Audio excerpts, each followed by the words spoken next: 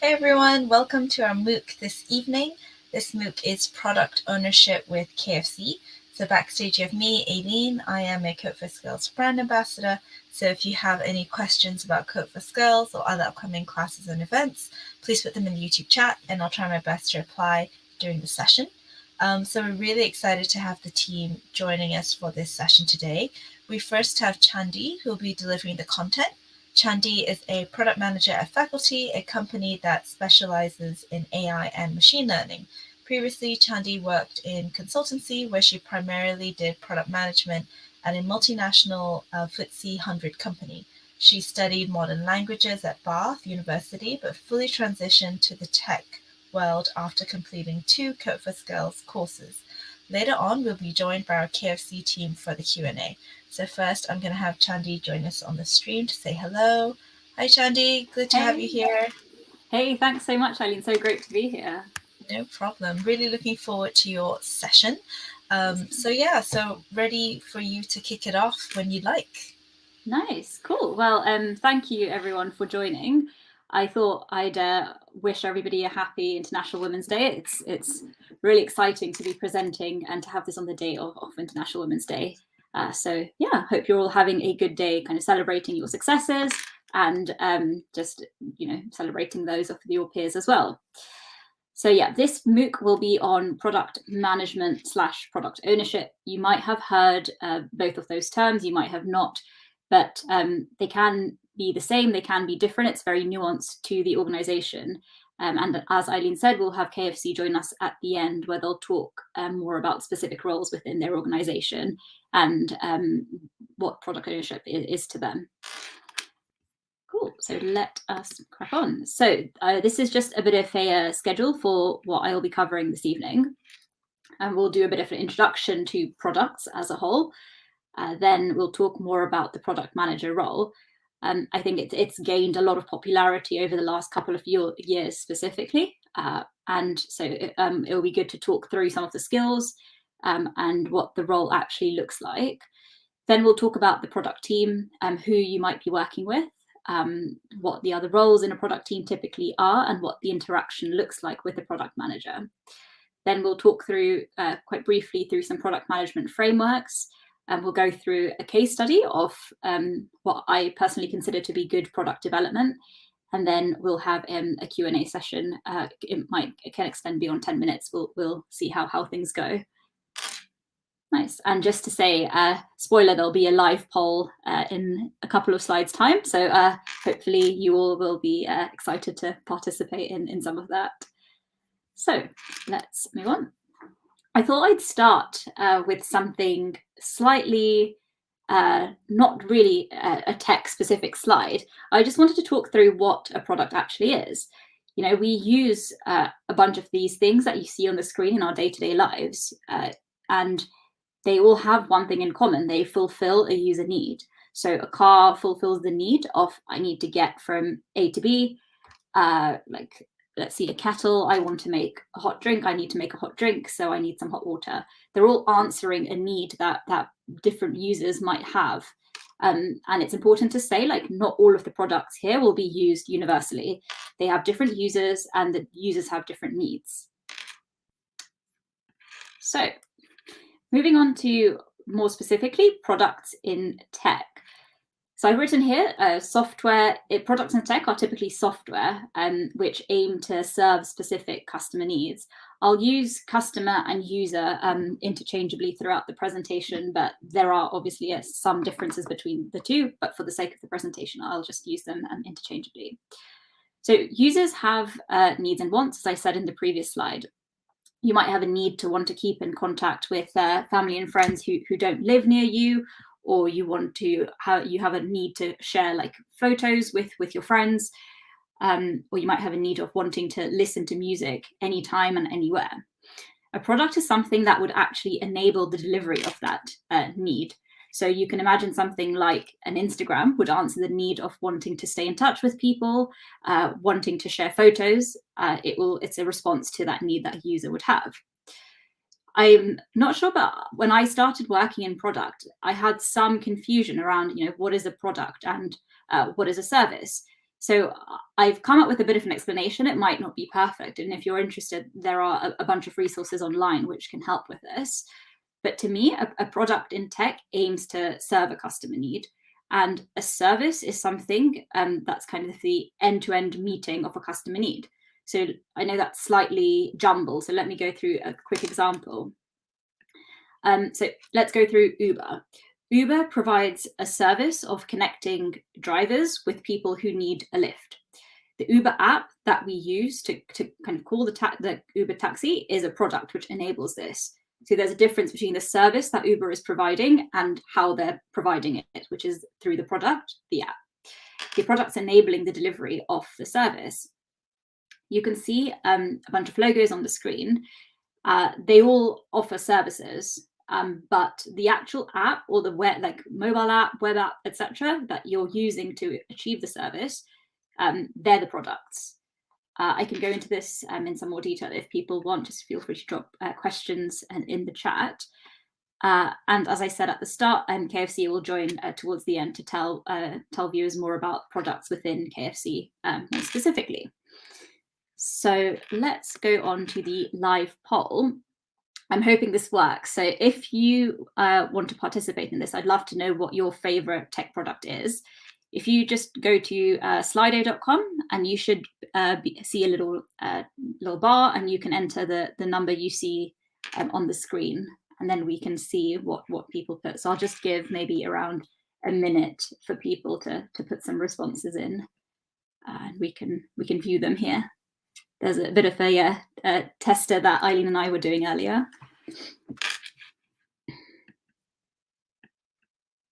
So I'll just refresh. Hopefully it works. I'm not sure if it if it will.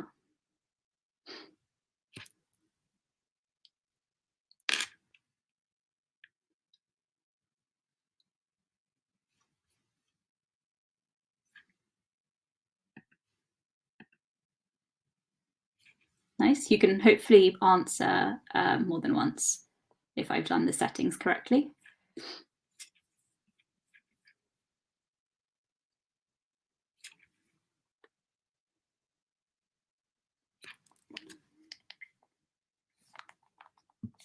Cool. We're getting more on the screen, which is great. I'll just give it another couple of seconds.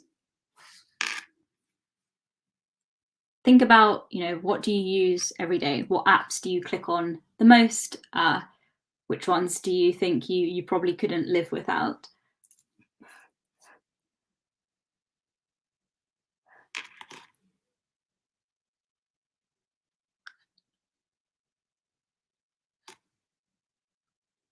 I love that. Nobody has put Instagram yet, which would definitely have been my very first go-to.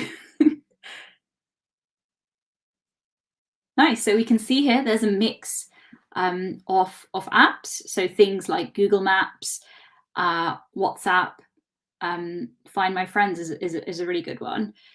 YouTube and TikTok, yeah, nice one. And there are also actual products which we spoke about at the start. So things like a laptop, things like an iPhone. These are still products because they're still answering a user need. We can also see Monzo there, Reddit, etc., which is great. WhatsApp's getting a lot of votes. I think that, yeah, that's definitely in my top 3 as well. So I think as I go through this, it's think about what do you like about these apps? What makes you want to use them? Because product managers have to spend a lot of time thinking about user needs and actually building something that people want to use. And it seems like, at least from the word cloud, that WhatsApp has done a pretty good job of that. So yeah, we'll leave this open. I'll kind of flash it up at the end of the session. But yeah, keep going if you'd like to. And thanks, guys, for voting on that. Cool. Let me resume the slides. So I think something that's quite interesting in product management is I seem to, as a product manager, get a bunch of questions around, hey, why is this different to project management? Is it different? Is it the same? If you're doing project management, can you easily transition to a world of product management? So I thought I'd talk a bit through like any similarities and differences. From like a personal standpoint, I'd say they're fundamentally different roles. They require some similar skills, but a lot of different skills and different emphasis on those skills as well. So they, yeah, as I said, they are like similar concepts. They both work to, like exist to solve problems, but in order to create a successful product, you have to understand how these concepts differ. Sorry, just froze for a sec. So yeah, project management typically aims to achieve a very specific objective or a set of objectives to meet over a pretty set time frame, and with a defined budget for a specific price. So you can imagine a company hiring another company and saying, can you work on this project for 6 weeks time? We'll pay you X amount. And we, during that 6-week period, we want you to do X, Y, Z, or to help us with X, Y, Z. It's quite hopefully well defined and very clear when the start date is and when the end date is. It's similar to maybe projects you've done in studies where you have like a day where your assignment is released and then you have a day when you have to submit it by. And you have to plan how you're going to deliver within that period of time. That's more alike to project management. Once the project is actually done, so once, let's say, that 6-week period is finished, it's no longer like no longer requires like project management, because you've done it. You've hopefully met the objectives in the given time frame for the price agreed. Though of course there might always be a price agreed if you're doing like a uni essay or something. So the outputs might be used to influence future business decisions, but in effect, that project is complete.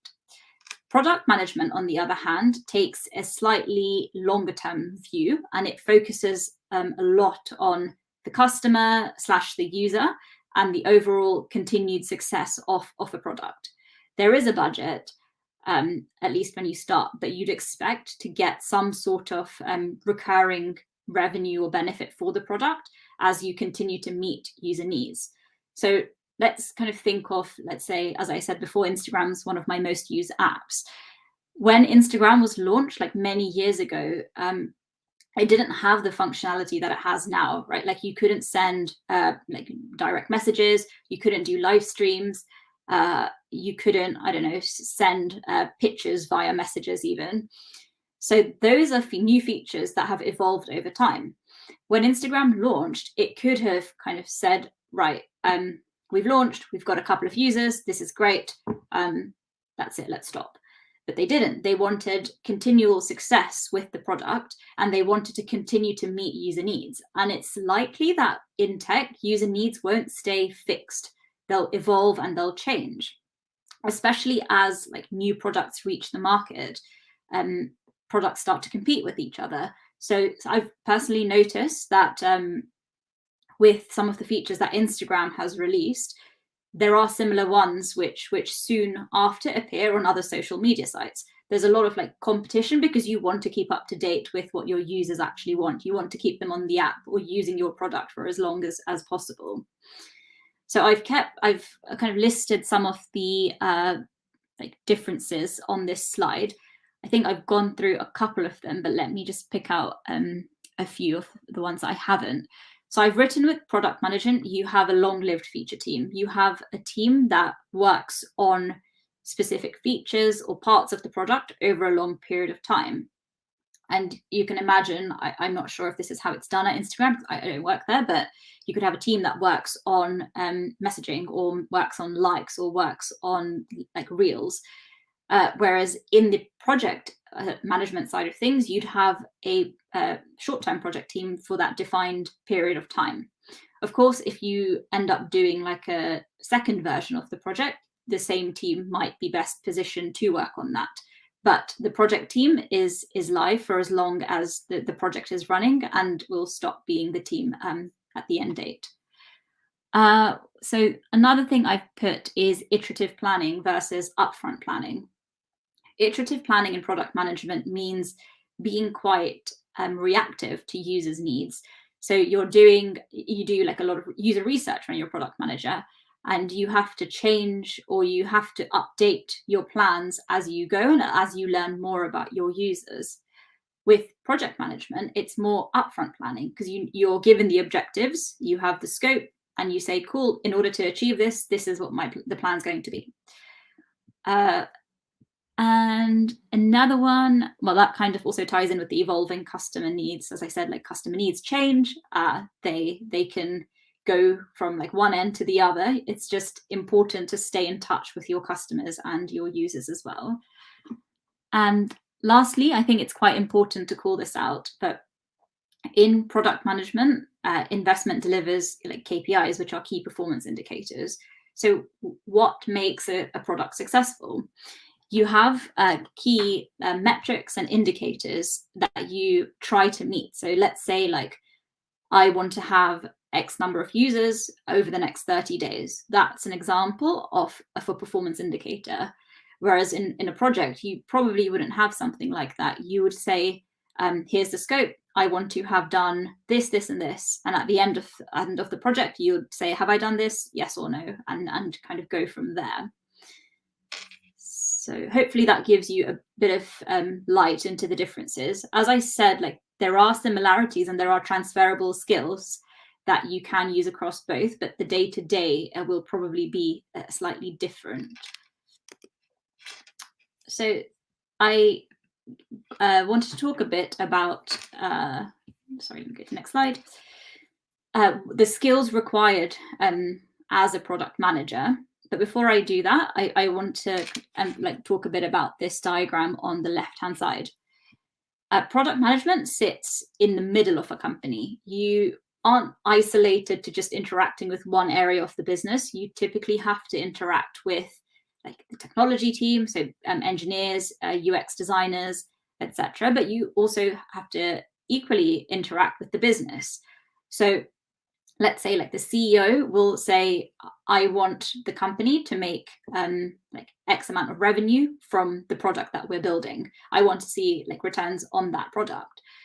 And so you'll have to work quite closely with people like stakeholders within the business to understand what the business goals are, because a lot of the time, like a company, like finances depend on the success of a product. So it's important to know what is success to a company. That's why it kind of sits in the middle. And importantly, you'll be also speaking to customers who obviously aren't part of the company, or they could be actually. That the point of this is you're interacting with lots of different people. And so you have to have like a bunch of different skills which allow you to interact with these people well and often. So the diagram on the right shows a mix of skills that you'd need, which are good to have as a product manager. This is certainly not exhaustive. There are so many more skills which are really, really useful to have as a PM. But let me pick out a couple of them. I really like that this diagram has curiosity on it. This is not something that you have to have done like a technical degree or a computer science degree or anything like that to have. You can just be like curious. I found that the times when I'm working on features in my role, the features that go well are the ones where I've asked a ton of questions, like from the start of the process, and I keep asking lots and lots of questions. And I really want to emphasize that as a product manager, you're not expected to have like all the answers at all. You're expected to like ask the questions which will help you and others find the right answers. So curiosity is a really, really strong skill to have if you're interested in a career in product management. And there's also communication. This is obviously a key for a lot of jobs out there, but given that product management sits in this like middle ground of having to communicate with lots of different people, it's really, really important. And something that I've had to practice over the last few years is the type of communication you have with maybe people who come from a more technical background won't always be the same that you have with somebody who's kind of more part of the business. So you have to find like a good level of communication to strike with people from different backgrounds. And when Eileen introduced me, she mentioned that I did a languages degree at university. And I would say like despite like many potential like stereotypes or worries people might have, I don't feel this is something that has disadvantaged me or put me in like not a great position to be a product manager, because I think you get to practice communication a lot, like during a languages degree and lots of other non-technical degrees, which is a really, really important part of being a PM. And just to pick out one more from this, I think user sense is one that is worth calling out.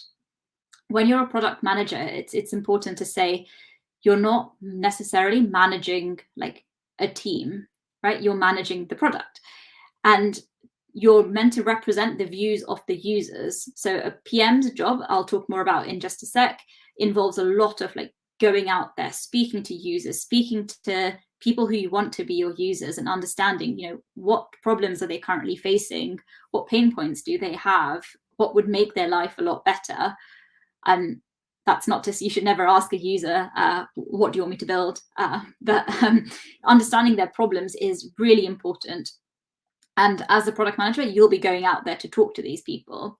You won't have, or you could have like engineers doing this, but you'll typically be guiding the conversation. So it's important that you be that voice for the users, so you're building something that they actually want to use in the end. Cool. Sorry about that. So on this, I wanted to talk through what some of the typical responsibilities of a PM are. I've touched on a couple of them as we've gone through, but let's speak through them in a little bit more detail. So first one is to understand and represent user needs.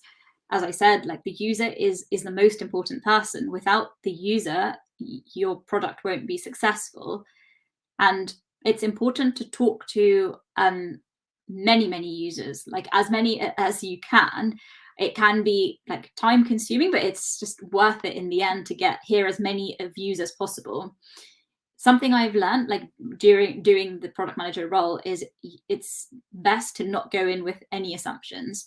So let's say like you're doing user research about how people use, I don't know, like WhatsApp. You can go in with the assumption and say like it's the first thing you look at in the morning, right? And you could ask it in a very like guided way. You want to go in with no assumptions and no guesses or like presumptions of what the user is actually feeling, because it's kind of typical that they'll just be like, yeah, sure, and just kind of go along with it. It's obviously not always the case, but it's better to go in with like, how do you use WhatsApp? Like, when do you like use WhatsApp? Like most during the day. Open-ended questions are super important to elicit like truthful user needs. The next one is to monitor the market and develop competitive analysis. So it's important to know, like when you're developing a product, who's doing something similar out there in the world? Who are their customers? Are they kind of doing the exact same thing as you? Are they going to be better than you? Are they going to reach the market quicker than you are? It's not necessarily like always got to be I'm directly competing with this other company. You should have like a unique selling point of the product that you're developing. But it's super important to keep an eye out and do your research as to what's going on in the market, and what features are my competitors releasing and how often, etc. It will give you like a pretty good advantage when you're thinking about your product and doing your product planning. The next one is to define a vision for a product.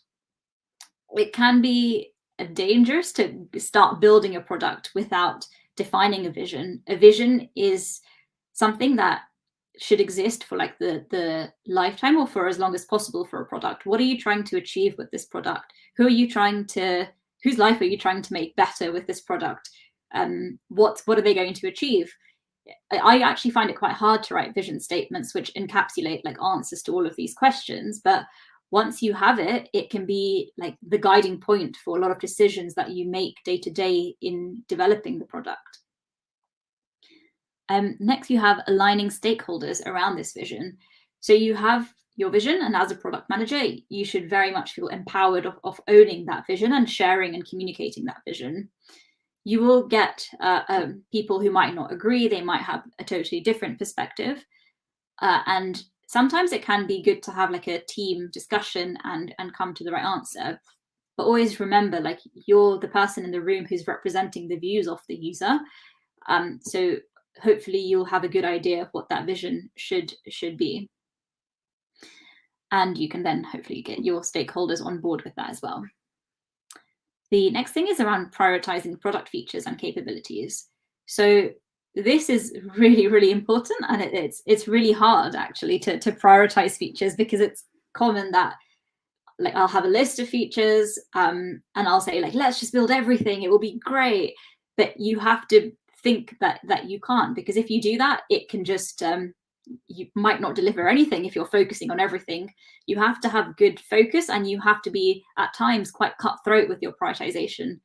There are lots of different prioritization frameworks out there, but some common ones include assessing effort required to build a feature and the value / impact it will bring to users. So doing some sort of like effort and impact matrix can be really helpful to decide, is this like a nice to have? Is this a must have? Would the product fail if we were not to build this? Or would the release fail if we don't actually build this feature? Once you have some sense of prioritization, you can create a product roadmap.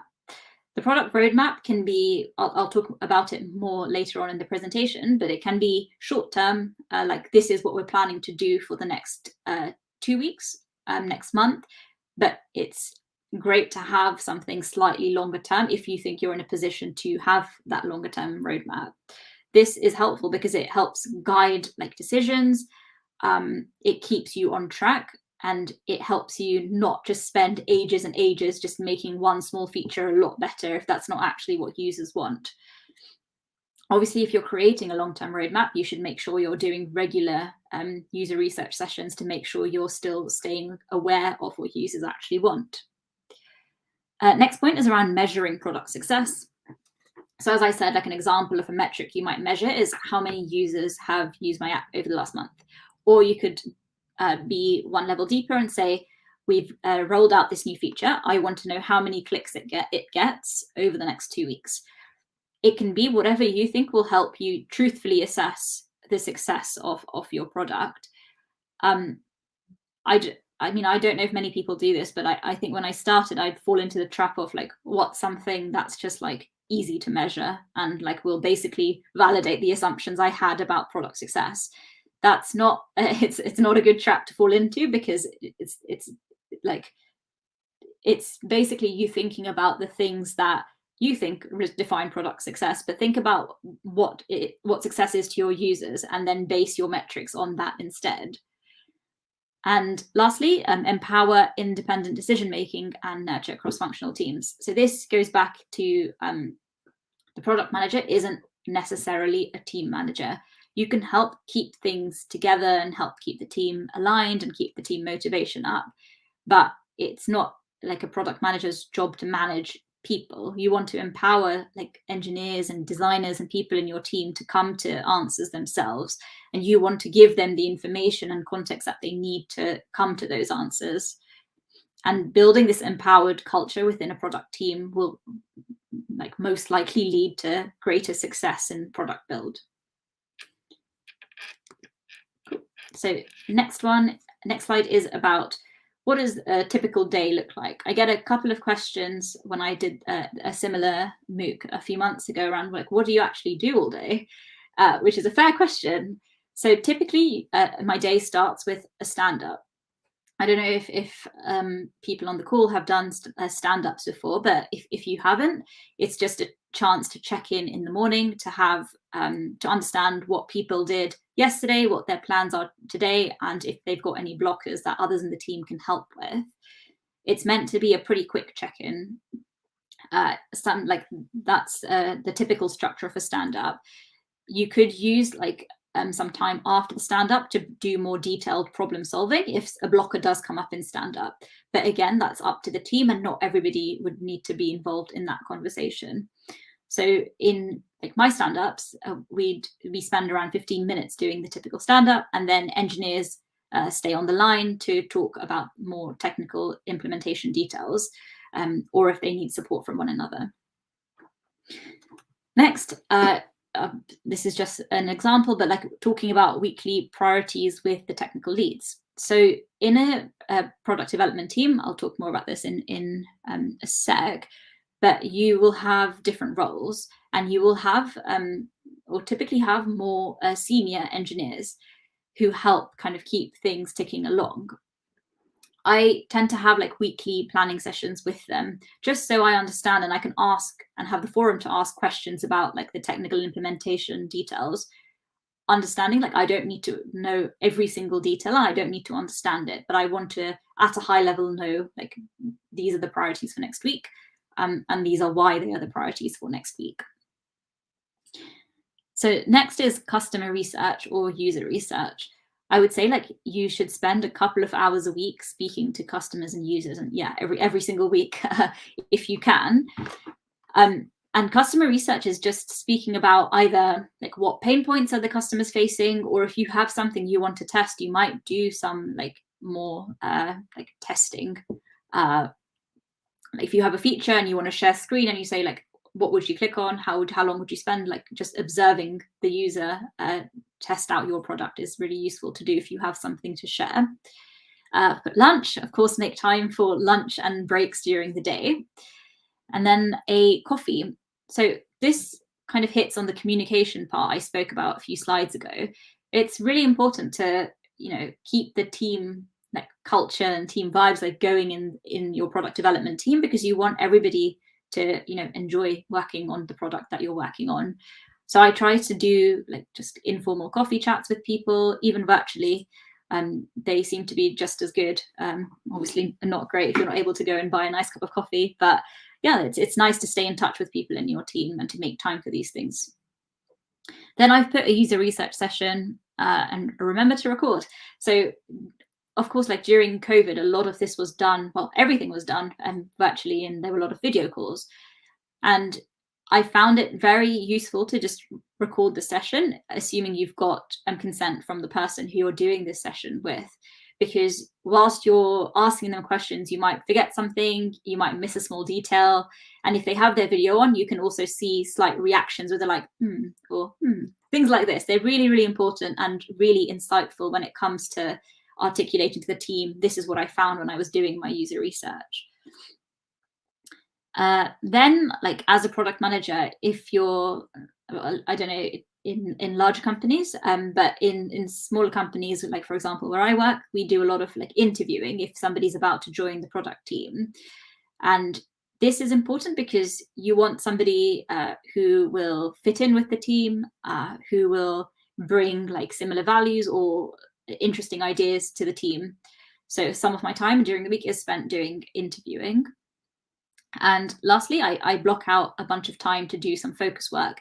So when you have like a lot of meetings or catch-ups, it's hard to just sit down and get your work done. So I try to block some time out. And then in that block time, I try to think about metrics, like how are we progressing against the metrics that we set? How many users have used this? Do I need to arrange some more user testing sessions to figure out the metrics, etc.? So I'll do that towards the end of the day. So next here is, I just wanted to talk through some of the typical product collateral that you would be creating as a product manager.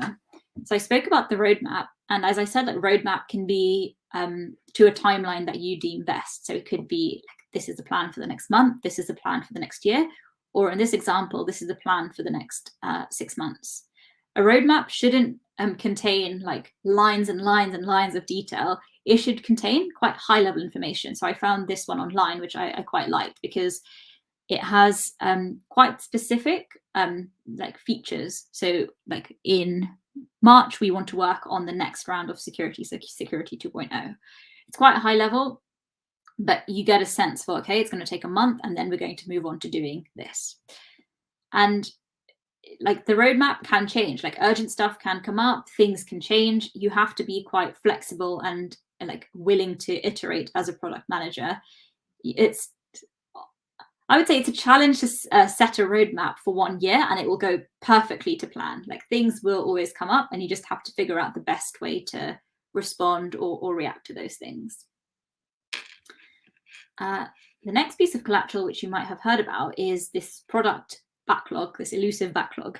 So a backlog typically contains lots of requirements.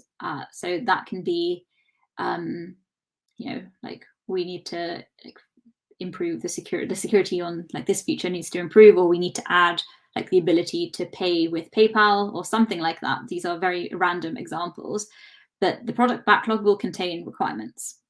This backlog is structured usually with the highest priority item at the top and the lowest priority item towards the bottom. You might question, is it valuable to have the low priority items even on the backlog? But it definitely is, because if you're doing continuous user research, you might find that some of those things at the bottom are actually now becoming more important than they were 2 months ago. So it's important to keep track of this backlog and to refresh it and make sure it's up to date in terms of priority as often as you can. You can, as well as being a product manager, remove requirements from the backlog if you think they are no longer valid. And that's you should own the contents of the backlog. And you can also, it says there, reprioritize, as I said. And then when you get a new requirement in, you can figure out where it sits according to the other priorities that you have on your backlog. So next, let's talk through who you might be working with as a product manager. So there's you, the product manager, on the left-hand side. You'd be working a lot with engineers, both front-end people, so people who build the UI of a tool. So what you actually see, let's imagine a website, what you actually see on the front is what the front-end engineer will be working on. The back end kind of connects things up at the back, in the back end. Not well explained, but front end, if you think about the stuff that you see on the screen, and the back end is the magic that's happening to power the stuff that you see on the screen. You might be working with business analysts. They will help with gathering requirements, writing requirements, and you'd work quite closely with a business analyst. I'm not currently working with a business analyst in my team, but if you're interested in the role, there is a bunch of information out there about a BA in a product team. You'll be working with internal stakeholders. So as I said, you might be speaking a lot with the C-suite people, so CEOs, CTOs, etc., who are interested in how the product is progressing. Is it successful? Are people using it? They'll often have quite high-level questions, which can help them assess, are things going well? Are things not going well? Do they need to step in some way? There will also be other internal stakeholders you work with. So I work quite closely with the marketing team, and it's important to know what communication looks like with them. It will be very different to as if I'm speaking to the CEO or to an engineer in my team, and their role would be to market the product and to get the word out there about the product that we're building. You'll also work with designers, so both UX and UI designers. The UX designers work on user experience. What's the experience going to look like for the user? How would they experience this page? How would they move from this page to this page if it is a web app? And user interface is more the things that the front end team will be developing. And customers, so yeah, you're not obviously in your day-to-day working with the customers, but it's important to hear their voice, as I've hopefully emphasized a lot during this presentation. So I've included them in the team because they are a vital part to building a product. So I wanted to speak very briefly about frameworks which are used in product management. I think people have often heard of Agile, and this includes, as I've written there, a variety of iterative and incremental product development methodologies. So things like Scrum and Kanban. In a previous role I did, we followed the Scrum framework, and that is something you can apply to product development, where things typically work in a 2-week sprint, and you have a stand-up, you have a sprint planning session, you have a sprint review and a sprint retrospective, and some others which you can see on the screen. They're very defined ceremonies which happen at very defined moments in that 2-week sprint. And in my previous role, this actually worked quite well. it's very dependent on the type of product that you're building and how often you plan to release for the product. I've put design thinking there. It's something that I really enjoy. It's like a way of thinking where you really, really want to understand the user. You want to challenge assumptions you have in your head, and you want to do a lot of creative thinking. Because sometimes when you're thinking, when you've got a problem and you're like, cool, let's think of some solutions, you might say, like, obviously we're going to do this thing, and that might not be the obvious or the right answer to do. So thinking in like a very like design heavy way helps you empathize with your users and to also like ideate a wide range of solutions to problems. And it's important to consider not just one solution to a problem. So you can imagine like a user's problem could be, I want to like pay for this thing on this app. And you'd be like, oh, just put your card details in. Well, yeah, that is a solution. But what if like they want to just hurry up and buy something? There's Apple Pay, there's like PayPal, there's a bunch of things you can consider. So it's important not to just say, obviously it's this. Think about more ideas that will cater to your users' needs. Make sure you're aware of what those users' needs are. Design thinking promotes a lot of testing. So if you say you've built like a prototype of, this is like, I've got this app and I've now got this screen where you can pay using different things. You can go and test with people who you think would be using your app and just observe what they do. And you might find that one of the features that you're planning to build or one way of paying is no longer relevant because it doesn't really seem to resonate with the users or who are using the app, despite assumptions you might have had at the start. So those are just a couple of frameworks that you can use as a product manager. And to end, I wanted to just talk through an example of what I think is a pretty good way of working in product development. And of course, it's at Apple, who I'm not sure how many people on the call are Apple users, but I am a hardcore Apple fan. And I've just found that they build really sleek user interfaces. It's very easy once you have one Apple product to use another one, which I guess is their whole point. But I then therefore looked into how do they do product development at Apple. And I've included a link on this slide just in case I miss anything. But how it is a product team is formed and they kick off this Apple new product process. So they say, right, we've got to, like, they will have done a bunch of research and they will say, we need to like build, I don't know, the next version of this Apple Watch. And they'll come up with a very rigorous plan to completion. And this will be what, like, you could consider it to be like a roadmap. You know, this is what we want the next 6 months to look like, and this is when we will release on this new product. And from the research I did, I learned that they do a product review every Monday, and that's done by the executive team. So as I mentioned in the little diagram, like the business is an important part of who you'll interact with as a product manager. At Apple, they seem to do these reviews every Monday with the exec team, who I suspect might assess, how is this progressing against this rigorous plan? How are we progressing against the roadmap? Are there any challenges? Are there any blockers? Do we need different skills to help us accelerate our progress? Things like this. I also learned that they do very strong loops of iteration. And interestingly, like once they consider a product to be done, they then redesign it, rebuild it, and test it all over again, which sounds like, at first I thought like, wow, why are they doing this? But I think my guess is it falls into like testing our assumptions. You might have built something and you might have built it in a presumptuous way to say, you know, this is of course what users will do. This is of course what it's going to be like because we had that in the last version of this product. It's important to challenge those things and go out and test them once you have them down. They then have 2 key managers who maintain oversight of everything.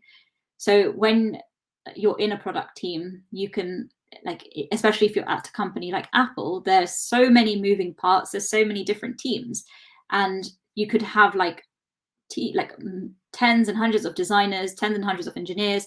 You need someone who is able to keep oversight of what's going on.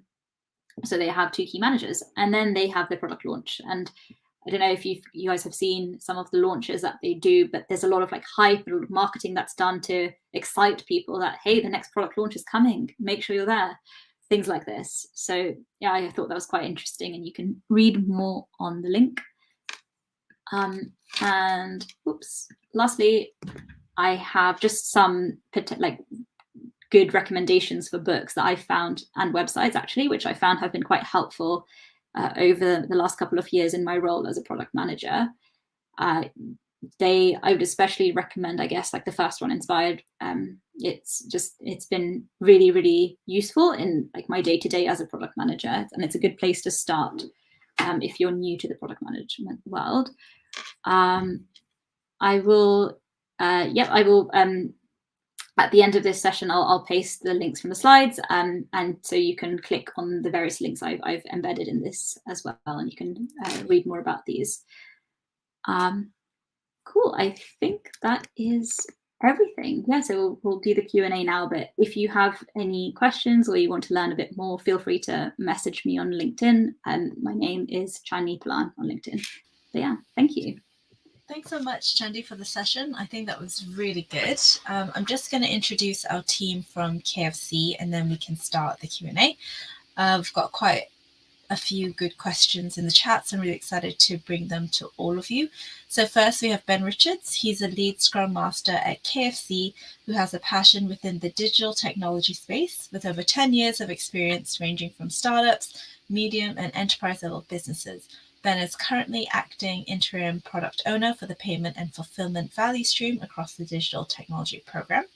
We also have Lisa. She's the lead product owner at KFC, managing Scrum development teams across e-commerce and CRM on app, web, and kiosks, successfully delivering products from ideation to launch, as well as optimizing user experience across multiple markets. And finally, we have Malavika, normally goes by Mal. She's been working in systems, design, and engineering. Sorry, that was a typo. We have Mal Prasad, a senior organizational development partner at KFC. She joined 10 months ago as a HR business partner supporting tech development and finance functions at KFC, and was lucky enough to move to organizational development team to follow her passion of learning and development, well-being, and equity, inclusion, and belonging, EIB. So feel free to connect with the panel on LinkedIn or ask any questions around careers, development, culture, and EIB. So I'm just going to add our team onto the stream so you can say hello to them. We've got Ben. Hi, Ben. Got Mal. And we have Lisa. Welcome, everyone. So good to see you. Amazing. So we've got quite a number of questions for everyone tonight, which is really, really exciting. Right. So the very first question that I'm going to ask is, what is your favorite product? So who wants to go first? KFC related. That was my answer. Well, I can kick off. I think for me, definitely, I was the one that I agree with the Find My Friends app. Now that makes me sound like an absolute stalker. I am not. It's just always good. It's just that I think the technology, just being able to connect with your friends across GPS, it's really, really helpful. Oh, what a lovely cat, Lisa. But yeah, I find that really, really fascinating, and it's often helpful, especially as a woman. And my friends and I enjoy a night out, and then we can just make sure that everyone's safe and sound. So I would say that's definitely something that I absolutely love. That's really, really nice. I'll pass it on to Lisa. I think probably I'd have to agree with some of the people that voted earlier. Definitely love WhatsApp. Probably use that more than anything else, but I'm also a little bit addicted to Wordle at the moment, which I know is a bit of an ongoing craze, but yeah, there's a few people who the first message they get from me every morning is my Wordle performance. What about you, Ben? I think it was raised in the Slido already, but Monzo has to be one for me. I think probably a couple of years back it was a big driver for international payments as well without incurring charges, so that was a big driver for me. But also again, the simplicity of tracking your spending and also being able to send payments easily to your contacts within your phone. So I guess it's that frictionless experience that's a big driver for me. Amazing. Yeah, and Ben, do you just want to move to the side so we can appreciate your background a bit more? Can do. There you go. There we go. Very true to the brand. And Chandi, what about you? I know you mentioned Instagram earlier on in the session. Yeah, I'd definitely say Instagram, WhatsApp, and Spotify. Yeah, Spotify. I think I couldn't go a day without Spotify. Very solid choices. Another question that I have for all of you as well is, what is the best thing about being a product manager or a product owner? Lisa, do you want to start? Yeah, I can start that one. I think the most exciting thing for me is when you've been working on something for quite a while and you actually see people using it. So we've been working on a project to take on the front end of our in-store ordering kiosks, and a lot of this work was going on beginning of last year. So loads of developers working on it had never even touched or seen kiosks, which was quite weird.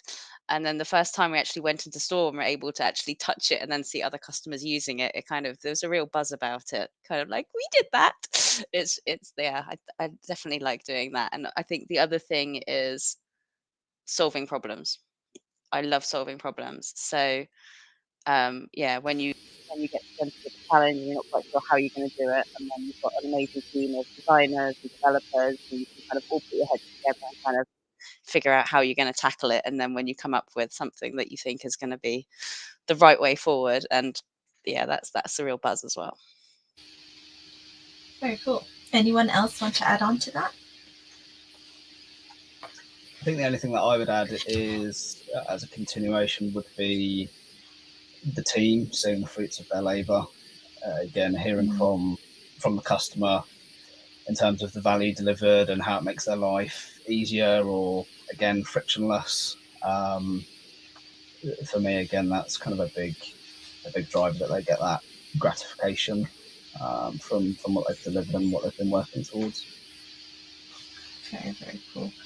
And this sort of next question sort of ties into that one. It's we've got Ria. How would you say the role of a product owner or manager differs between a startup and a large company? For example, a startup of like 25 and a company like KFC or Microsoft, etc. Do you want me to start that one, Lisa? Yeah, go ahead. It's an interesting question, actually. So I think from a startup point of view, you'll probably find that you will wear many a hat. So you'll probably actually find that your roles might be slightly blurred, which isn't necessarily a bad thing, because you open up yourself to opportunity, to learning, diversifying yourself in your skill set.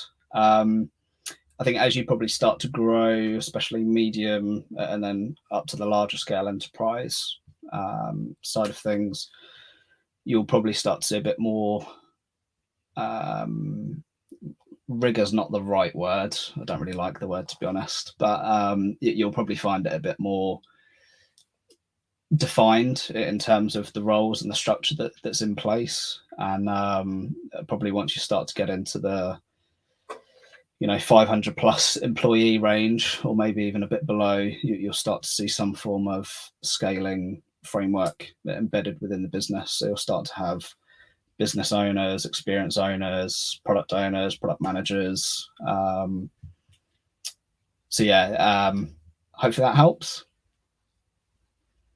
Yeah, I think I'd agree with Ben. I think as you mature and as your team grow and as the team grows, you definitely become sort of more refined in your ways of working. When KFC took its development team in house, I think we were kind of almost like a little startup, really. We were sort of finding our feet. There wasn't a lot of people necessarily around the business that wanted, or it was part of their role to be involved. So we had quite a lot of autonomy. But definitely as the team's grown, as the importance of the digital channels have grown within KFC, there's a lot more stakeholders to manage. And I think looking back to sort of previous roles in other companies, I think um, one of the great things I think we still have at KFC is we have quite a lot of autonomy as a market. So we really can make our own decisions. Whereas having previously worked at Microsoft, there's a lot of sort of governance and things that are set for you. Whereas it's quite nice to have that sort of level of autonomy. Very, very cool. And Chandi, do you have anything else to add on to that one? I think just echoing what's already been said, but something I've noticed when I started in my role, the company was quite small. And I've noticed that in those early days, you have to define processes. Whereas I think if you join a big company, which has already found like product market fit, things are done in like a defined way, as has already been said, and you typically follow like this well-trodden path. Whereas at a startup, you're like, we haven't necessarily found product market fit yet. We need to define all of these processes, and there's just a lot more chaos, I think, hopefully leading to a neat process in the future. Great. All right, we've got another question from the audience. Can you give more examples of what type of metrics, like reporting you use? Any templates that you guys usually go to, or parameters that exist within the report?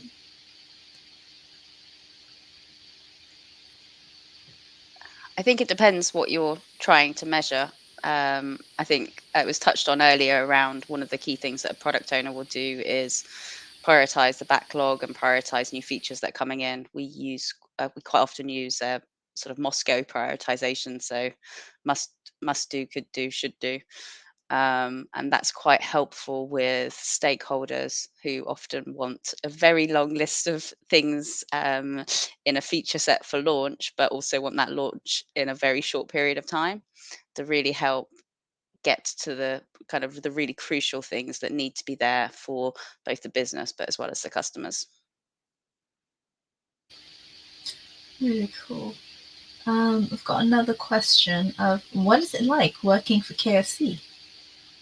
Do you want me to take this one? I've been at KFC for 6.5 years. So prior to KFC, I was at Nokia and then Microsoft. So like some of my colleagues when I was leaving were like, you're gonna go and work for KFC? But actually I kind of wasn't sure if it was going to be a long-term thing, but 6.5 years later, I definitely think some of the main things that have kept me in KFC are the culture. I've never worked in a company with a culture like it. The way they support you as an individual, they help with your growth, they put you through training. It really is amazing how they support people on their career path. And it's just intrinsic in their culture, right down to team members in the restaurants. Yeah, it's a great place to work. I think I'd definitely echo that. So I've been, I'm a less seasoned than Lisa when it comes to KFC, but it's so interesting. I mean, I started from behind a screen as well as many people have, and you're so quickly bought into the culture. Like it's well beyond just chicken and chips, and you almost feel part of the furniture very, very quickly. But you also have the license to learn. So it's and ask questions, remain curious, and I think that's something that's so unique about KFC. I mean, we're a 30,000 strong employee base. Like we are a pretty large organization, but it's a very interesting organization as well, right? So you've got your head office, where you have the standardized functions, you have the stores that we own and operate with, as well as a franchise model. So you have a very different mix of employees, but everybody is people focused. And to Lisa's point, it's right down to our restaurants, who are our heartbeat at KFC. And I think that's something that's really special. And like you also go through the rigmarole of, oh my god, we ran out of chicken, what do we do? And it's like an all hands on deck crisis course. I mean, how many people get to experience that, right? To being able to be a great market leader in the hospitality industry. So it's really no day is the same, I think, and it's so complex, but you continue to learn. And I think if you got that growth mindset to what Chandni was talking about earlier, like it is a great organization to be part of. Yeah, one of the things I always say to people when they join the tech team is, honestly, don't underestimate how complicated digital chicken is. It's very complicated. Very cool. And I think this is a question everybody has on their minds. So what products do you have at KFC? So you know you have the fried chicken, but I'm sure there's many more. So we've got a tech team going on here. So do you guys just want to give a bit of an intro of like what else do you guys have that the consumer like me may not know? I'm guessing you mean digital products. I can give you a pretty Yes. good rundown of our menu if you like.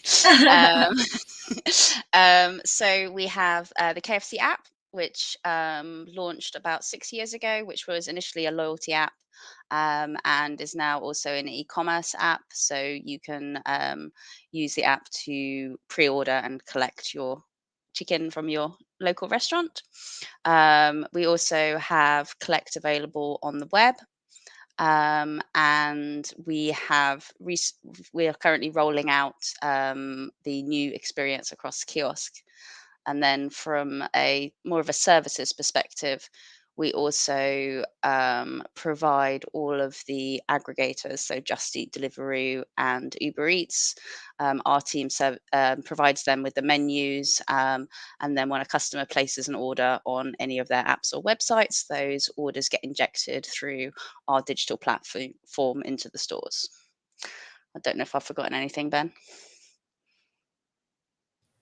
No, I think the only kind of other thing to add is just more on that employee base and investment into our tech function. So I think we really just want to dispel the myth as well that it's, like what goes on behind the chicken and chips place, right? So we have, I think it was almost 30% now of our kind of restaurant support center, which is otherwise like a head office, is made up of our tech team and our e-commerce team. So that's how big of a portion of our population that is, and the investment that's going to go into, and that's going to continue to grow.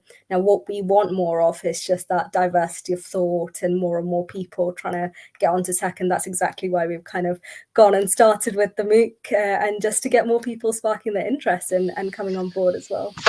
I think as well, I've kind of just covered off the digital tech, but one of the things that amazed me when I joined KFC is everyone that joins KFC goes and does restaurant experience. I don't know if that's still happening during COVID times. It is. Okay, good.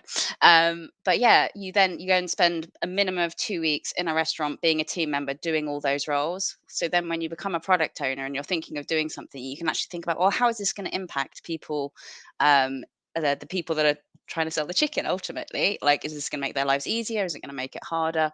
But the other thing was the amount of technology that we have in our restaurants. So they're like managing the availability of products and all of those things. So there's so much tech actually in the restaurants itself that kind of you would just never imagine would be there when you just kind of walk in and order your favorite bucket. Yeah. That's super, super cool. And we've got a question from the audience, which I think will apply to everyone on the call, is what does no one really tell you about becoming a product manager, but you should know? Yeah, I'm happy to start off with this one. So I think what no one has told me is like there will be more uncertainty than there is certainty. And it really touches to the point that hopefully I made in the presentation, that you don't put too much pressure on yourself to know all of the answers. And I think it's very, very typical for like young people in their careers to think, I have to know the answer. I'm going to look stupid if I don't know the answer. But the like beauty of working in product is it's your role to kind of go out and ask lots of questions and figure out, how can you answer this question? Is this question even answerable? Things like this. So I think it's basically like there's a lot of uncertainty, and it's so great when you get very comfortable with it, because then the possibilities are basically endless after that.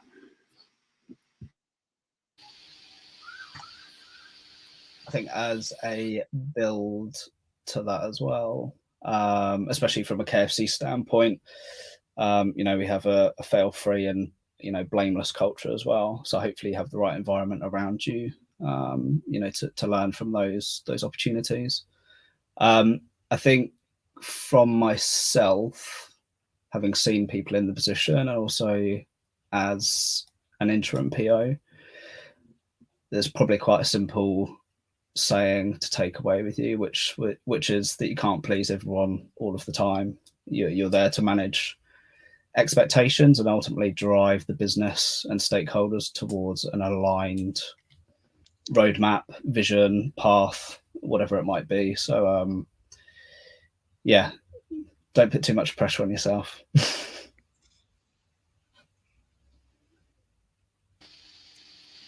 Very good. Great. We've got another question from the audience. How did you get into product management? Transferring from a different job role? Most likely, I don't think anyone on the call went. Well, not so. Yeah, Chandy, I don't think you went straight into it, did you? So all of you have probably done it differently. So yeah, so how did you guys get into it?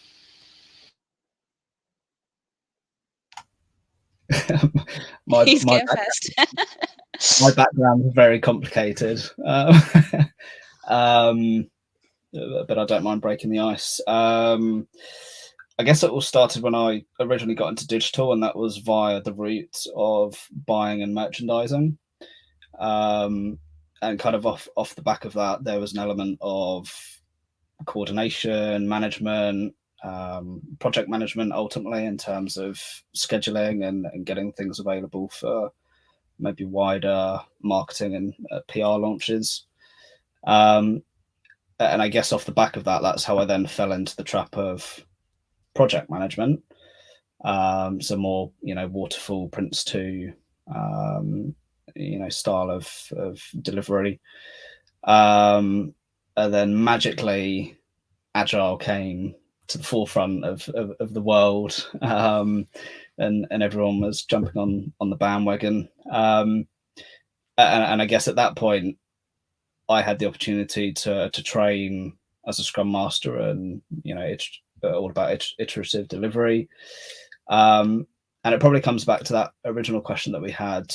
I think it was from Ria, in terms of that startup culture. That probably allowed me to get a flavour of both being a Scrum Master, delivery, product ownership, product management.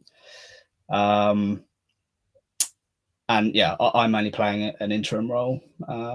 Hopefully in 3 months I'll be relieved of that and back to the role that I will be part of. But I guess that's kind of how I have moved around, let's say. I don't know if anyone else has got anything or experience. Yeah, really cool. Nominate somebody else then. Well, I have to go for Lisa on. Well, I kind of touched on it before. So I was at Nokia, and my role at Nokia was very much focused on apps and getting brands to build apps for whichever platform Nokia decided it was going to try and sell phones on at the time, when they were still sort of had a very good market share in most countries.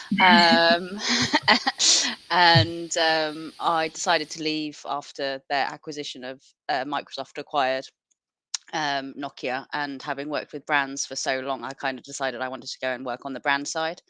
And when I joined KFC, I joined just as we were about to launch their first loyalty app, and all of our development was outsourced. We had a partner agency that was doing all the development, so I was kind of really just taking requirements from the business and managing that partner. And then KFC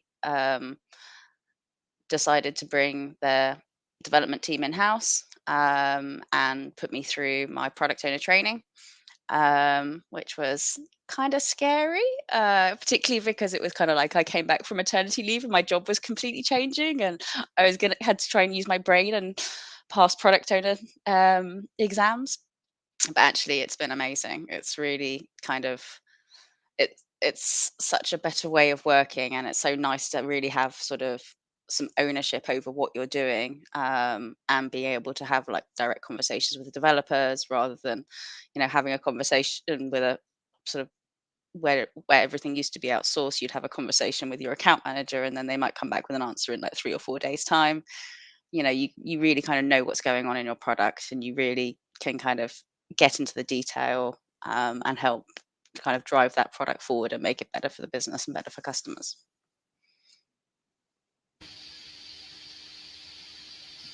Yeah, I'm happy to go from there.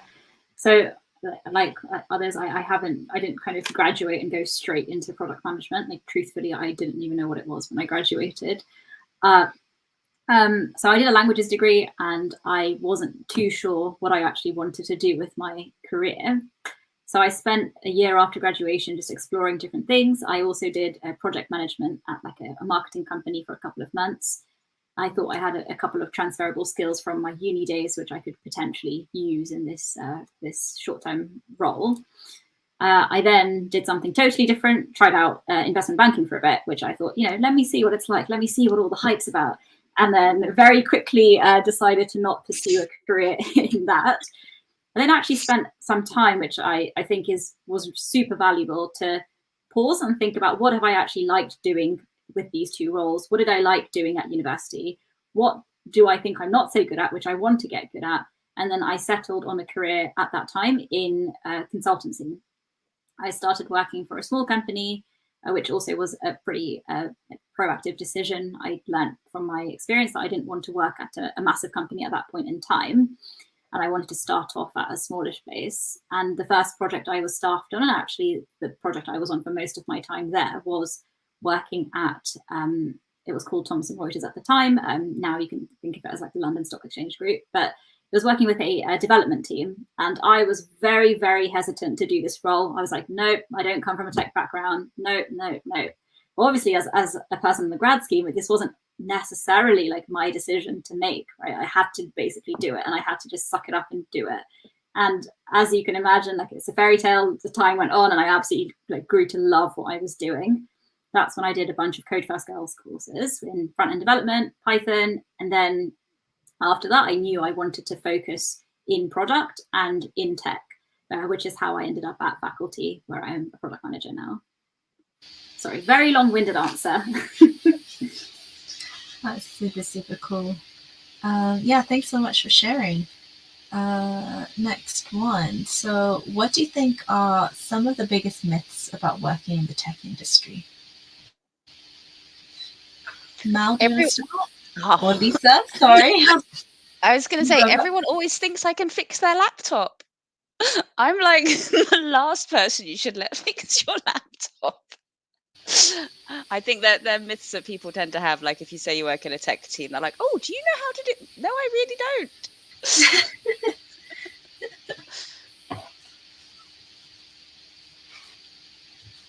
I think for me, whilst I don't have a tech role, it will just be the diversity in terms of, I mean, we touched on it earlier, but it's just diversity in terms of what you can work on within a tech function or a tech industry is so broad. And I think even having it on your compared to what probably I anticipated it would be when I was entering the marketplace, I think it's definitely a lot broader than what I thought. And also the people, I mean, I probably had so many biases and so many kind of views in terms of what it feels and looks like in terms of the people, the way they collaborate, but it's so just like positively disruptive. There's so much collaboration that takes place. I think one of the questions was around what you can expect from like a product manager, like what's specifically about a product role that you love. And like, whilst I have never had the chance to do it, I think it's just one of those roles that I've observed to have so many different touch points that many other kind of roles don't have in and outside of the tech function, right? So I think that's probably something that it's just a breadth of it. It's definitely previously wasn't kind of perceived to be a broader kind of area, but it is definitely something that I've learned. Ben? Yeah, I guess a couple of things to throw out there. I guess there's a piece around, you have to have a science or some relevant degree to be able to get into tech, which really isn't the case. Again, especially if you want to go down, you know, the Scrum Master route or product management, product ownership. You know, a lot of it is common sense at the end of the day. And yeah, again, touching upon a diversity perspective, you know, even within our teams, there's a load of women, which is absolutely awesome to see within the tech function. And you never know, hopefully people on this course, you know, a little while down the road might be an opportunity to join us as well. So good. Anyone have anything else to add to this one? I guess just one thing is, I think there's this myth that you have to have, there's this short list of technical skills that you have to have to succeed to work in the tech industry. Like, that is absolutely a myth. I don't know what that short list is, and I probably don't have a bunch of things. If this short list existed, there's not those things. You don't have to know how to code. You don't have to be, you know, amazing at like UX design, UI design. It's more about having appreciation that these skills and of the other roles within your team. And there are definitely skills, like I'm sure there are of skills you don't even know that you yet have, which are really, really valuable when it comes to working in tech. So things like the communication, things like curiosity, and just being very inquisitive. It's a massive advantage to work in the tech industry. So don't discount those soft skills, as people might put them. Very good. Speaking of curiosity, we've got some more from the audience. What are some technical skills that one should possess for a PM role?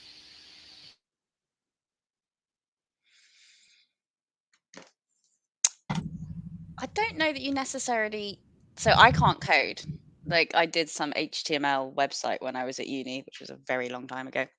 But I think you need to have a technical understanding, but not necessarily technical capability, I would say. So if there's a problem or something that's not working, I need to be able to speak to my developers. I need them to be able to explain it to me in a way that I can understand it. And then I need to articulate that in a even less technical way, probably to the wider business. So I think maybe it's not a technical skill, but the ability to be able to dive into technical problems with the technical people and then relay that information in a way that can be understood by people that are even less technical, I would say is probably the biggest art of a product owner or a product manager.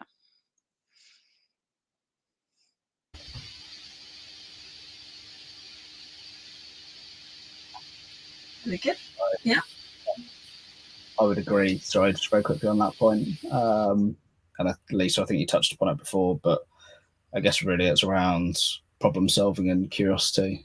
I think that's a big driver, being product owner, product manager, whatever terminology is being used within the relevant space that you're working in.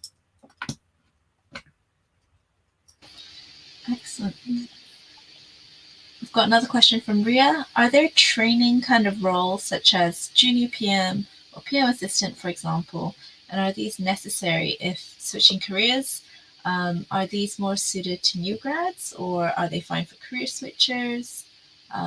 Yeah, any insight would be helpful.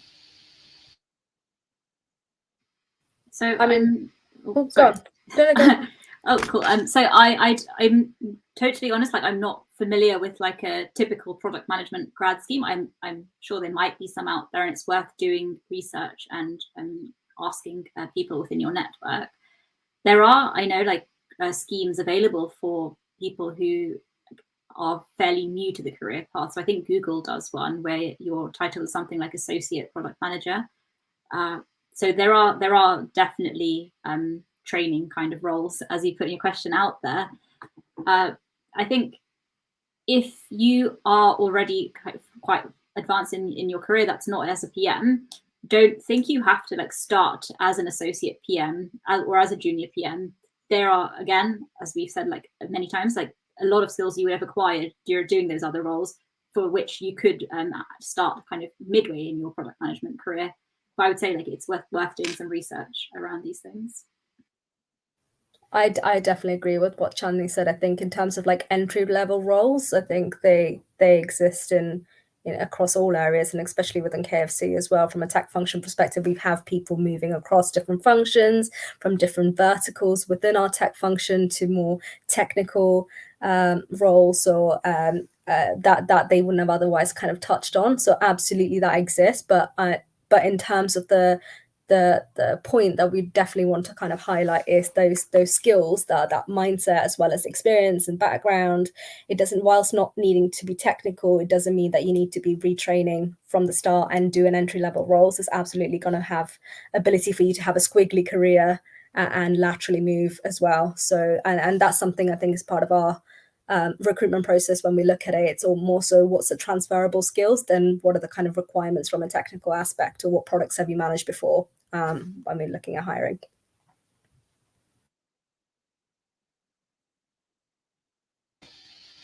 Yeah, it's really, really good. Anyone else got things to add to that one? Just agreeing with what Mal said, we've got junior Scrum Masters, we've got junior DevOps that previously haven't really worked within that space, but they've got core competencies in terms of technical ability and understanding. So yeah, the roles definitely exist if it's something that's of interest. Perfect. Another question. How do you find the customers you want to build for?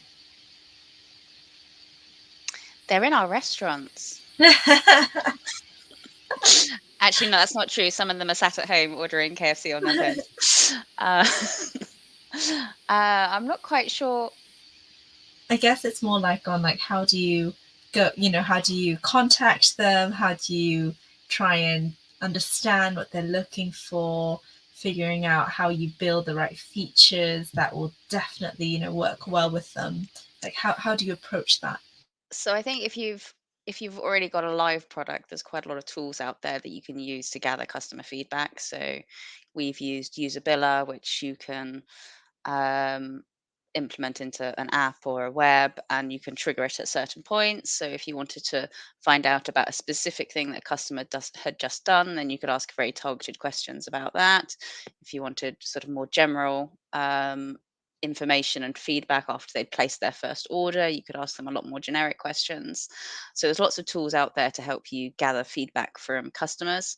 And I think if you're looking at a new product launch, for example, we quite often work with user research agencies to build prototypes, and then they will often get a mix of different kinds of KFC customers. So it will be sort of customers that don't frequently shop with us, customers that are really loyal customers and shop with us all the time, customers that feel really like confident using tech, customers that don't feel confident using tech, so that we can make sure whatever product it is that we're planning to build to market is going to not scare off the customers that don't know our food products and don't feel confident using technology, but at the same time is going to sort of excite and delight our regular customers who love technology.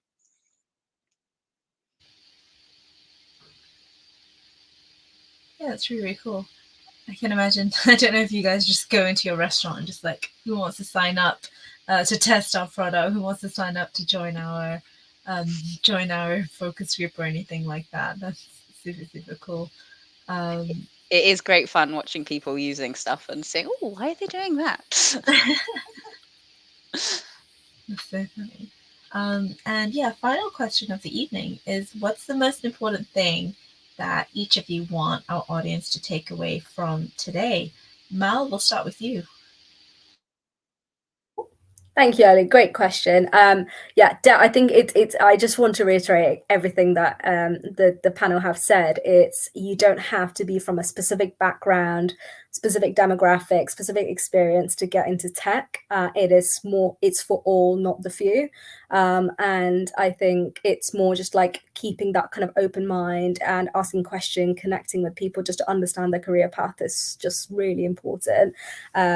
Over making sure that you're kind of paying for a course and starting to start from where the why and the how rather than the what is definitely my takeaway from today. Very good. Nominate someone else. I'll go Chandni. Let's change. I think most important thing I'd like people to take away from today is, like, don't listen to the misconceptions about tech that are out there. There are so many out there, and if I had listened to them, I wouldn't be working at like an AI company at all. Just ignore them, and if you want to work in tech and you're interested in it, don't let things hold you back. Like, you probably already have a bunch of skills that you don't fully appreciate. So yeah, reflect on those and value those a lot. Right, nominate someone else. Lisa?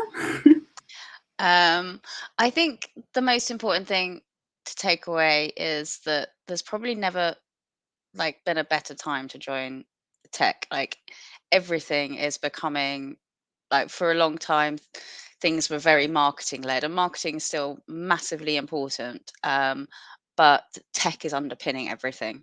I mean, certainly the number of digital transactions through our restaurants have gone through the roof in the last few years. So if you're looking to for a career that's really going to have longevity and always be throwing you exciting challenges, you're never going to get bored if you come and do any role within the tech industry. I definitely, just before we go to Ben, like, I definitely echo that. I think our general manager, who's our CEO, always says, if not now, then when? So the time is now. You're starting with the right thing by just opening your hearts and minds to this conversation. So thank you for that. Now I'll nominate Ben. Oh, I was hoping I didn't have to go because I was the last one.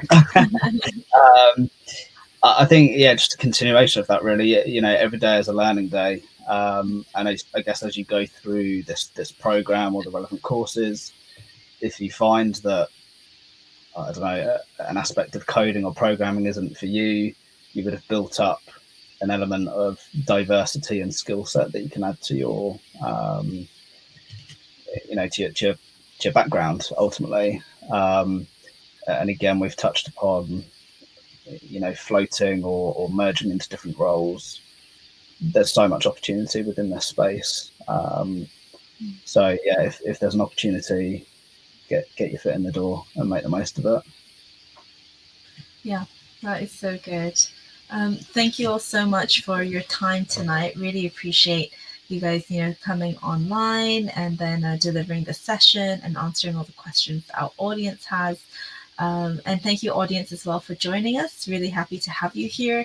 Again, this is recorded, so it'll be up for the next 2 weeks, and it'll be sent out to everybody who registered as well. We can also send out the profiles of our panel tonight as well in the email that the team will send out.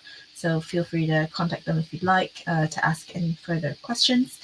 So I'm just going to end the broadcast now, but it was so nice having everyone on. So have a good evening.